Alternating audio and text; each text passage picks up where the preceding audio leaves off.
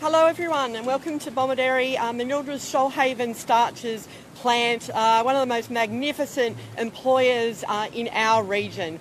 This is an area that I grew up in, and I'm proud to say that I've grown up with many of the workers in this plant growing over time. So I am delighted today to welcome Labor leader Anthony Albanese and Tony Burke, the Shadow Minister for Industrial Relations, to see this great plant. It is so important for our local area to have good local jobs. That's what I support as the federal member for Gilmore, and it is what I will fight for every single day. I'm really proud that Anthony and Tony are here today talking with workers.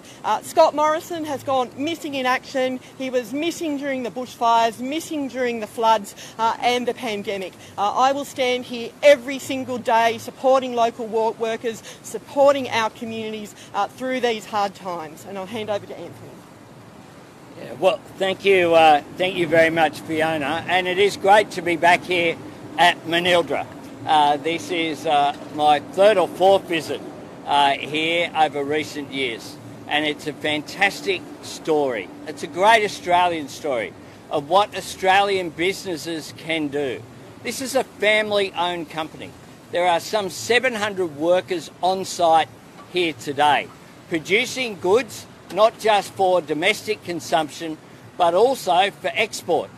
Some 70% of the product here is exported overseas, particularly to the Americas, and this is a great success story. It shows what can be done here.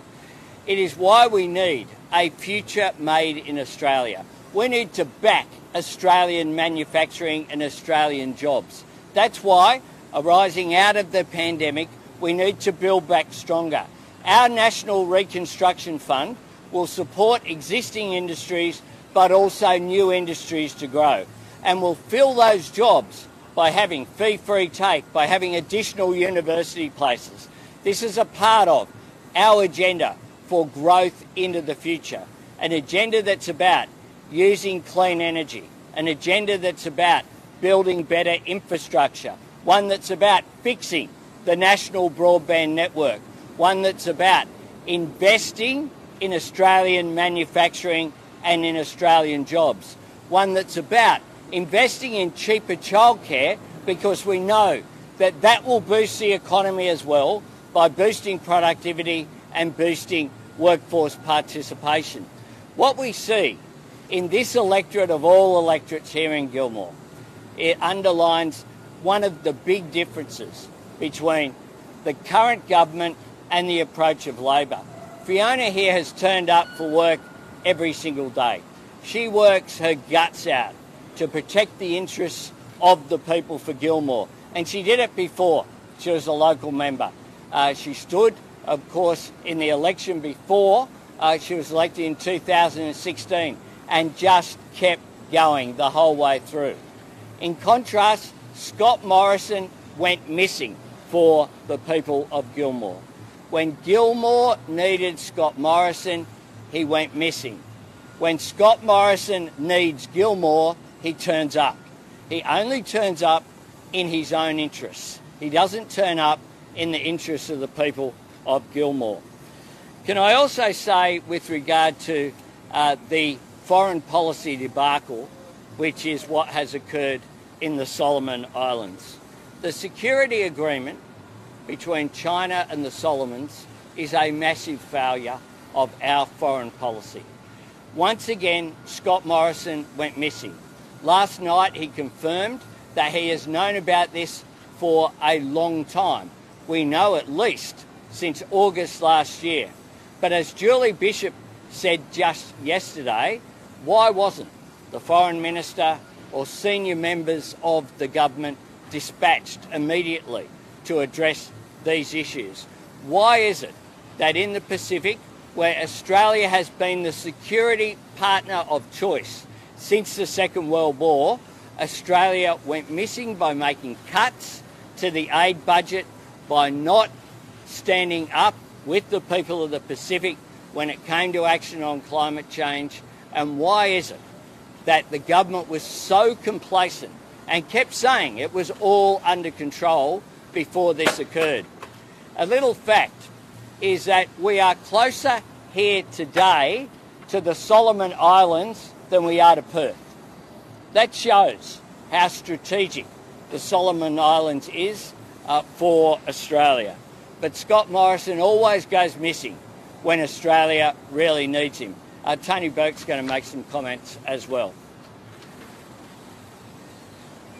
The comments made late yesterday, just before the debate by Michaelia Cash, resolve nothing. This government has had low wages as a deliberate design feature, in their own words. They made an election announcement, a premeditated election announcement that they were bringing back the omnibus bill. They made that announcement, they chose to do that, they planned to do that. What then happened was, about a matter of minutes before the debate, or a couple of hours before the debate, Michaelia Cash says, oh no, but we didn't mean that bit. Even though Scott Morrison earlier in the day had confirmed that there were changes to the Better Off Overall test. Be in no doubt, when they announced they were bringing back that legislation, they knew exactly what they were saying. And the comments we were talking about yesterday in that legislation are not the only pay cuts in it. They still haven't tried to rule out the fact that that legislation allows wages to be traded for non-monetary benefit. So effectively, if you're a fast food worker, you can get a pay cut in return for them saying we're providing you with a hamburger at the end of your shift. If you work in a supermarket, they can say we're cutting your pay and it'll all be okay on the basis that you get a staff discount card. There are pay cuts riddled throughout that legislation. Part-timers losing overtime rates, part of that legislation too. It's all there in 111 pages of black and white pay cuts. The government made a deliberate decision to announce that that was an election commitment. The fact that just before the debate they said, oh, maybe not, means nothing. Before the last election, they never told us they were coming forward with those pay cuts. If they get the chance to cut those if they get the chance to be in government again, the pay cuts will come back again. If you're one of the many Australians who's watched your wages flatline and all you are asking for is for wages to get moving again, be guaranteed Scott Morrison has gone missing for you his entire term of government. They have no interest in improving wages, and given the chance, they'll cut them. We'll go here first. Sure. In 2015 you said that you couldn't ask them to do something that you could see yourself doing yourself regarding vote turnbacks. You said if you were in a voting with families and children, you yourself would turn that around. When did you change your mind? What was it specifically that made you change your mind, given it sounds like quite a strong view you held in 2015? When I announced it at the time, Labor supports turning back the votes. Mr. Albanese, do you think it was insensitive last night for the Prime Minister to say how blessed he and his wife were to have children who didn't suffer autism? I think every child is a blessing for parents. When did you change your mind, I've answered that. I made a public statement at the time. Mr. Albanese, if I can ask a question of your local Hang on. candidate, Fiona Phillips. Sure, hang on one tick, just behind you, mate. Do you think that the Prime Minister is downplaying the prospect of the Chinese military, Chinese military base being built in the Solomons, given we've heard Barnaby Joyce say that it could become a nuclear Cuba? Well, Barnaby Joyce's comments were quite extraordinary. You'd think he had nothing to do with this. He is the Deputy Prime Minister of the country. And the Deputy Prime Minister of the country, who was allowed to make a public comment on one of the few occasions in this campaign, has said that this is like Cuba, likening it to the Cuban Missile Crisis that occurred on the doorstep of the United States. We know that the Solomons is a strategic destination. We know during World War II, some of the fiercest and most important battles for control of the Pacific occurred there. And we know that the United States very much relies upon Australia and sees Australia as playing that key role of partners in the Indo-Pacific. And that Australia and Scott Morrison has just gone missing. The United States is sending Kurt Campbell, its senior representative in this region. I've known Kurt a long period of time. He is a well-respected figure. We sent a junior person across there for what is a really serious matter. And it's beyond my comprehension that in spite of all of the speculation that has occurred, there's been no action. Maurice Payne, on the Insiders program, said that basically this was all under control. It's quite clear that it wasn't. Mr. Albanese, can I ask a question of your Sure. candidate, Ms. Phillips? You are a signatory to a document in 2015 which says you fiercely oppose turning back the vote. What is your current position? And does it remain the same? I absolutely 100% support Labor's policy. Absolutely. Why have you changed your mind when you were such a fierce advocate of not turning back the vote previously? Well, there's been 2 national conferences since then, and as an MP, I absolutely support Labor's policy. So what's Thanks. the reason? Can you articulate the reason why? Sorry, I'm just asking a question to the Thanks. candidate. Yeah, that's fine. Can you articulate the reason why you've changed your mind? Because we now understand Mr. Albanese has. Why have you changed Well, your she, mind? And when did you change it? she has answered that. Mr. Albanese, could you speak for yourself if that's all right, please? Yeah, sure. She supports it. I, like any member, have been to national conferences, and just like we should, we discuss items, and I support that position. Absolutely, and that's what I did in the 2016 election and the 2019 election. So nothing has changed. I support Labor policy. I support regional offshore processing, and if required and safe to do so, boat turnbacks. And can I just ask, how many of your other colleagues shared that position that you had back then? Everyone supports our position. The Labor Party's position is very clear. We support boat turnbacks. And what's extraordinary here is that this is an example of the Prime Minister looking for divisions where there aren't any. The truth is that boat turnbacks have worked. The truth is that the Labor Party have been very clear about supporting boat turnbacks. I support it. Every one of my team supports it. We'll implement it. Mr. Albanese, how will your federal ICAP fit in the landscape of state and territory bodies of a similar nature? For example, Peter Malinowskis in South Australia, as opposition leader, supported a model that is much weaker than Scott Morrison, for example, one that you say is not good. Well, we'll support our own model, and Mark Dreyfus has outlined the principles in our model. One that's allowed to have public hearings, one that has independent powers of investigation, one that can subpoena and take action in order to ensure that it produces outcomes. Look, we need to restore faith in our politics and be very clear. Scott Morrison in 2018 announced before the last election, when he was Prime Minister, he stood up and did a press conference. He didn't have to do it. He stood up and said, we're going to have a National Integrity Commission, as he called it. We would call it a National Anti-Corruption Commission.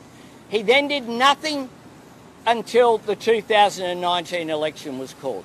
The 2019 election was called and he said, we will legislate a National Integrity Commission. We have gone 3 years and he hasn't even introduced the legislation into Parliament, and during this election campaign he has made it very clear that there will be no National Anti-Corruption Commission if he is re-elected. That is very clear. So it's a stark contrast. If you want a National Anti-Corruption Commission, you have to vote for a Labor government, because it's only a Labor government that will get it done. Peter Dutton has said that China won't waste any time expanding its presence in the East Solomon. If you're elected next month, what would your government do to reduce that? We'd actually not go missing. We'd turn up. Where has Peter Dutton turned up? I tell you what, the people of the Pacific know. They've all seen the video of talking about how funny it is that countries are going to go underwater. They've all seen it. And these are the people in that video, Scott Morrison and Peter Dutton, who are negotiating with the Pacific. How do you think they feel? How do you think the people of Tuvalu, the leadership of Kiribati, the leadership of our Pacific Island neighbours feel about this? This government have gone missing. They had enough notice to engage and do something about this. China is more aggressive. China is more forward-leaning. We all accept that. The difference is, how do you respond to it? Do you respond to it by trying to play domestic politics, or do you respond to it in a strategic way? In a strategic way that makes a difference. And we've been warning about this for some time. We oppose the extradition treaties being signed between China and Australia because they have a different view about the rule of law and about human rights. And yet the government condemned us and said we were undermining business opportunities by doing that. And I make this point as well.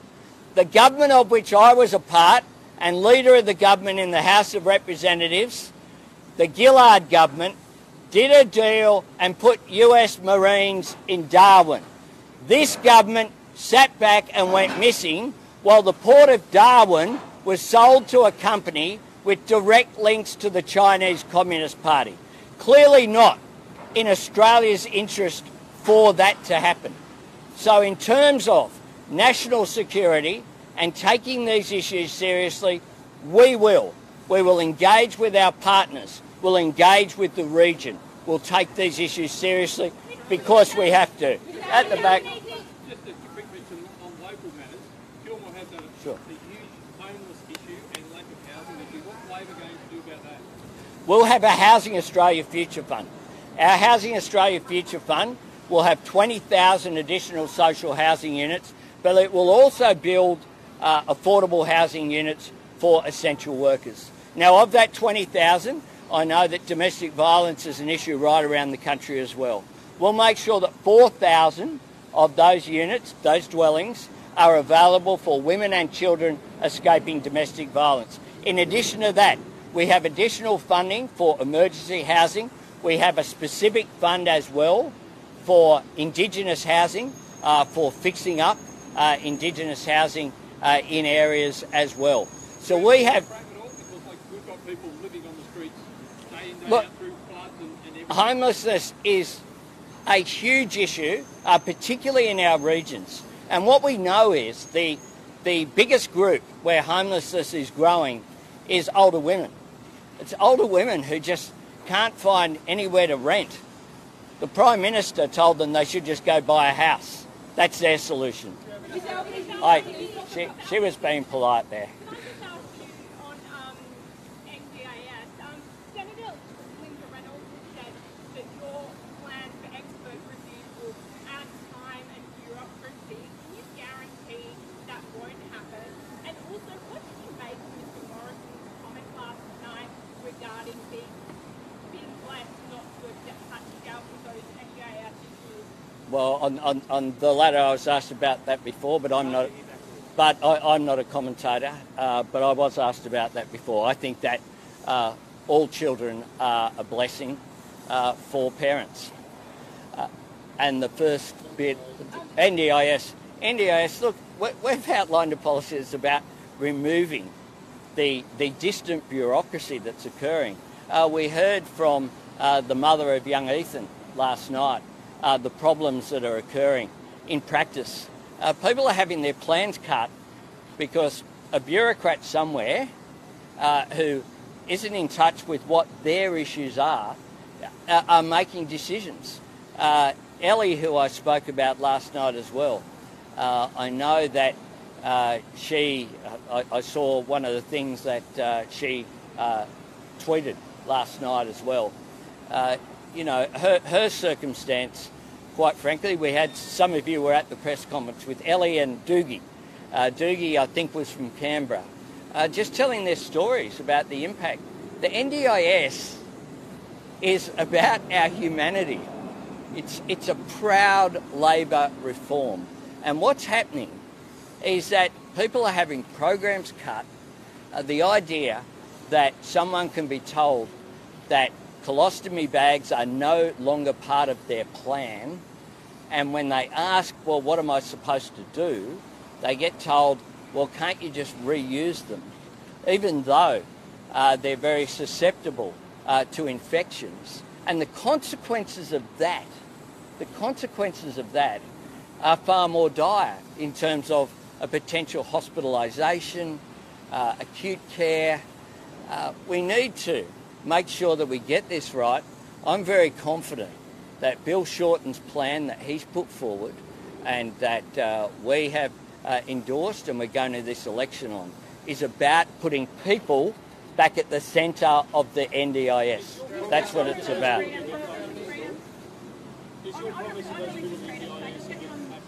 If there are unfair cuts have been made, absolutely.